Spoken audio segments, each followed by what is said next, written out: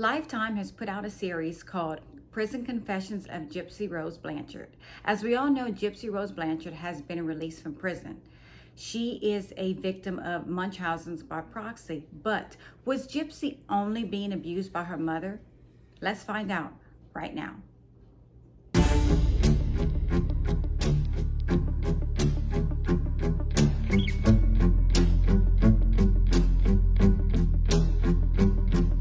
Happy Wicked Wednesday, my Cajun cuties. Yes, it's me, Anne Marie, aka the Cajun Crime Queen from Carencro, Louisiana. Cajun born, Cajun bred, and when I die, I'll be Cajun dead. I hope after this video that y'all like, subscribe, and comment. And don't forget to press on that notification bell so you never miss a video from me, Anne Marie. I hope y'all have a beverage. I hope y'all have a snuggle partner or snuggle fur partner so y'all can listen to this case with me. And today we are going to be talking about Gypsy Rose Blanchard. And Lifetime has put together a 3-part documentary about Gypsy Rose. They have been interviewing her for about 18 months now, and we are going to talk about the first part of it today. Gypsy is now a free woman living in Louisiana, living her best life, and she's thriving. As a child, Gypsy was always a prisoner, and she couldn't go to school. She couldn't thrive. She couldn't learn. She didn't have responsibilities. She didn't know how to do anything. She barely had any friends. It was just her and her mother. Now, she says that while in jail, she went to school. She graduated. She had friends. She ate. She could be her own self and do whatever she wanted to do. Even though it was in a controlled environment, for the first time in her life, she had responsibilities. She had fun. She could do things that she had never done before. And yes, she said that being in prison she felt more free than being sitting at home with her mother, not being able to go anywhere. Gypsy says she never really had a relationship with her father growing up. She said her mom, Dee Dee, even told her that one time Rod, Gypsy's father, picked her up by the neck and threw her across the room. She also told Gypsy that her dad didn't love her anymore because he had a new wife and a new baby girl and didn't want to be with them. So Gypsy always felt unwanted by her father. And every time her stepmom or her father would call her and say, "Hey, what do you want for Christmas? What do you want for your birthday?" She would always say, "I just want your love. I just want to be with you. I just want to see you." But Dee Dee would snatch the phone out of her hand and say, "Oh, she likes this Disney," or "She likes this princess." It was always something. Dee Dee would always pull Gypsy away from her father. And now Gypsy realizes it is because Dee Dee wanted to control everything that Gypsy did. And that's the sad part, y'all, because Gypsy could not thrive. Dee Dee also blamed Gypsy for them not being together because Gypsy was not a boy. And like Gypsy says, how can you blame me for something that happened when I wasn't even born? Why is it my fault that he doesn't want me? Why? What happened? And she would always say the same thing. He just doesn't want us. She wanted Gypsy in this controlled environment. And Gypsy was going through so much abuse around her that she thought it was normal. And she considered her mother to be her best friend because she really didn't have any friends. But when she arrived in prison, and she said that she noticed right away that since going to prison and since coming out of prison, the biggest change that she has seen in herself is her maturity level. When she arrived, she didn't know anything about the outside world, y'all. She was so confined, and she said that her first good memory was when she went to prison. She sat down and said, "I'm free. I'm free. I can do what I want. Even though I'm in prison, I can laugh, I can smile, I don't have to be in a wheelchair, I can be around people that want to be with me, and I don't have to lie anymore and be deceitful." They also interviewed a man named Bobby Petrie, which is Dee Dee's nephew and Gypsy's cousin. And he said they all knew Gypsy wasn't sick. They all knew it was a bunch of nonsense. They all knew that Dee Dee was trying to get attention. And the further and further they moved away, the more Dee Dee could control Gypsy, because she knew that if Gypsy was around her dad, if Gypsy was around her stepmom, if Gypsy was around her family. Dee Dee knew that at some point people would pick up on that Gypsy's really not sick. There's really nothing wrong with her. So as I'm watching this interview and as I'm seeing all of this, the more and more I think about it, I really think that Dee Dee had resentment toward Gypsy the older and the older that just Gypsy became. Because Dee Dee was realizing, I can't have full control all of Gypsy's life. And Gypsy started realizing that she wanted to do more things and wanted to get out of the house. And Dee Dee knew that. So in my mind, Dee Dee wanted to keep Gypsy in this juvenile state for as long as she could so she can control every move that Gypsy made. Gypsy Rose Blanchard's case is the first known documented case that a child has killed their parent due to Munchausen's by proxy. That's how much Gypsy wanted to get out. Gypsy knew there was no way out. She thought to herself, I'm stuck like this. I have no way out. I have to murder my mother. Now, if all the family, I'm just going to throw this out there for y'all. If all the family knew that Gypsy was not sick, that Dee Dee was making all of this up, why didn't they try to help Gypsy? Why didn't they maybe go to authorities or go to a doctor or call up Gypsy's dad every single day and say, hey, you need to bring Gypsy to the doctor because we really don't think there's anything wrong with her. Everyone failed her. Every single person failed Gypsy, in my opinion. Lifetime also interviewed Gypsy's uncle, Evans Petrie, who was Dee Dee's brother.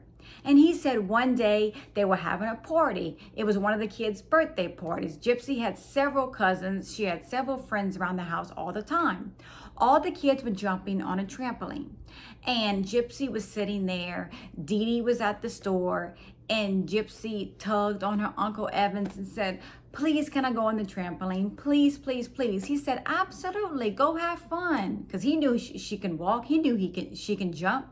She went out there. She jumped on the trampoline. She was smiling. She was happy. She was with her cousins. She was with her friends. But y'all, as soon as Dee Dee drove up in that driveway from the store, they all said Gypsy dropped like a ton of bricks. She stopped everything. She stopped jumping. She stopped laughing. She sat there still as a rock, not wanting to move. And Evans Petrie, Gypsy's uncle, said Dee Dee snatched Gypsy off of that trampoline and looked at everybody and said, don't y'all know she's crippled? Don't y'all know she can't walk? She put her back in her wheelchair, rolled her back in the house, and had her sit there and watch the party. How cruel is that? How can you do that to your child?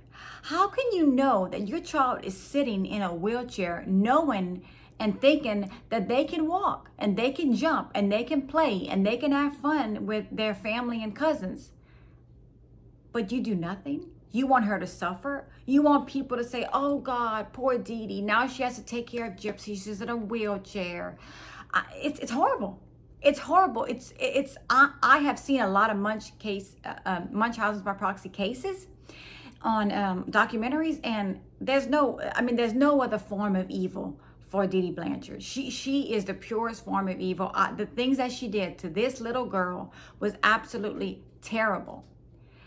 And as we all know, victims of Munchausen's by proxy, they know how to turn in a second. They know how to lie. They know how to be deceitful. They know how to kind of do as they're told and impress their mother.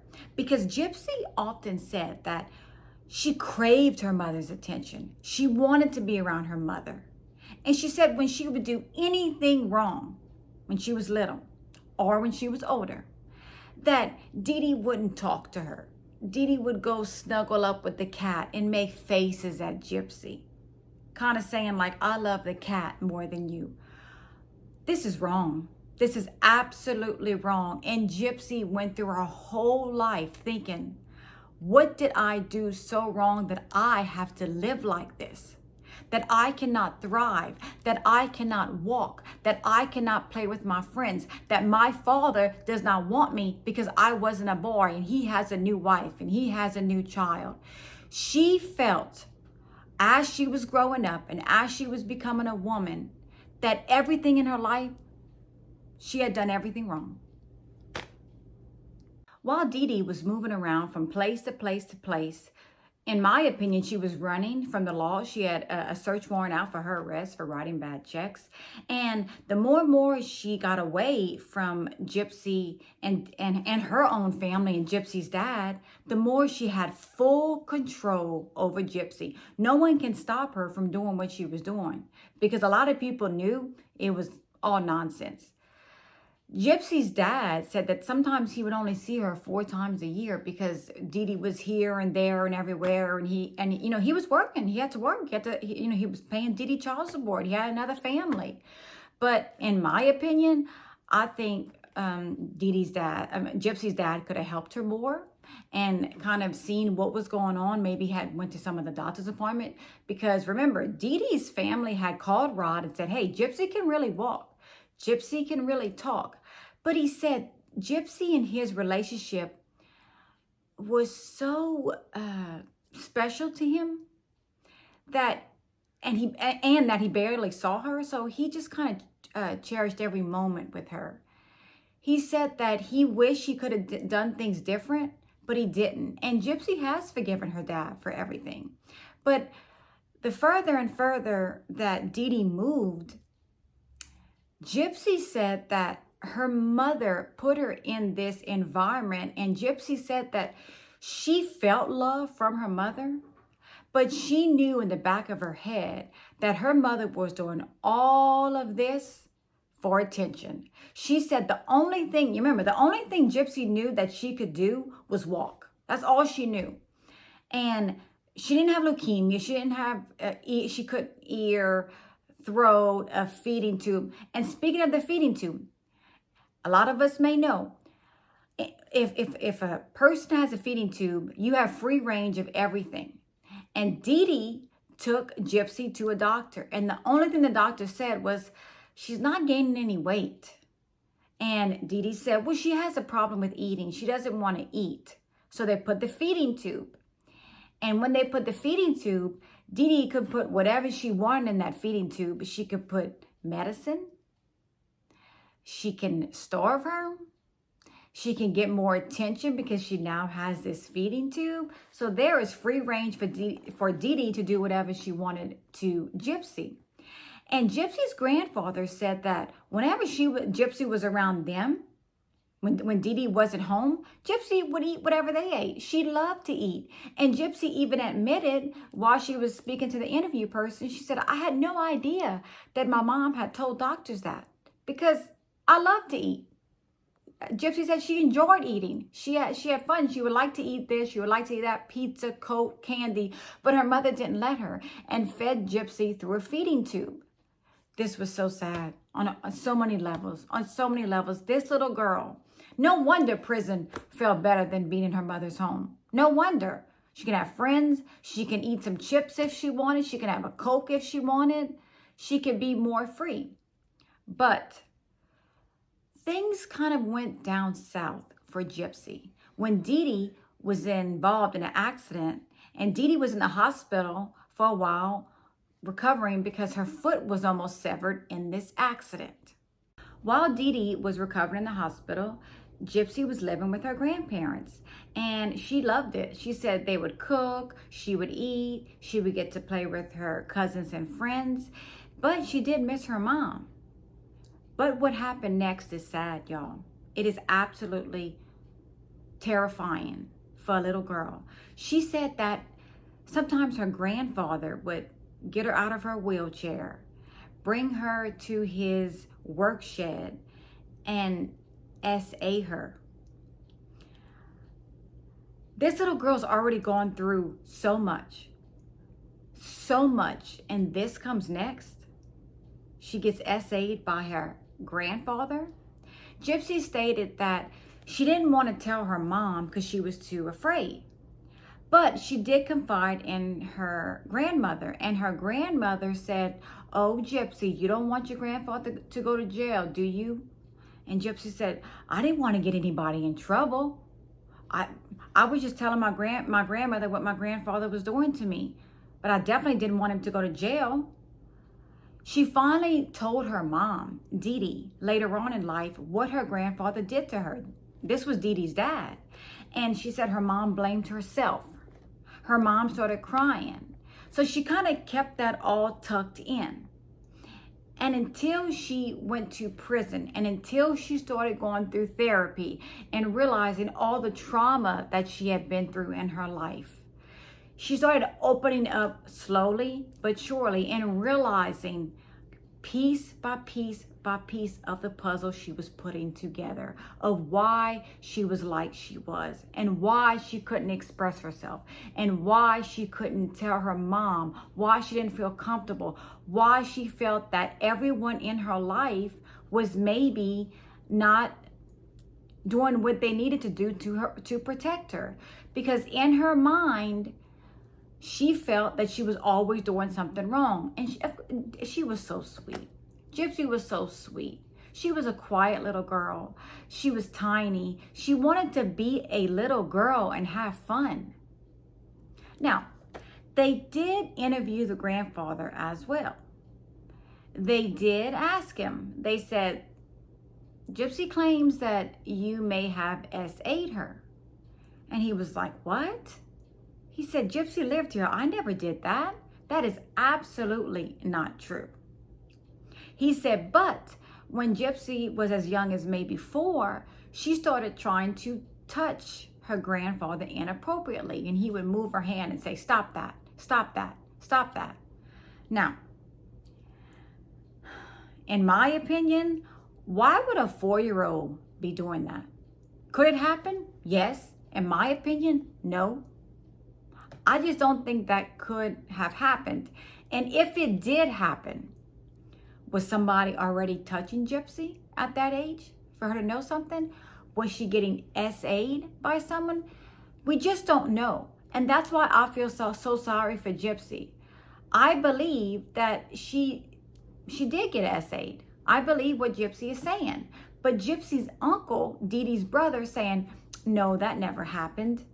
Dee Dee was such a good liar and would manipulate Gypsy into believing everything, and that he claims that Dee Dee put that in Gypsy's head, that she was SA'd, that didn't happen, that it was all Dee Dee because she was controlling Gypsy and want people to feel even more sorry for Gypsy because she was maybe SA'd.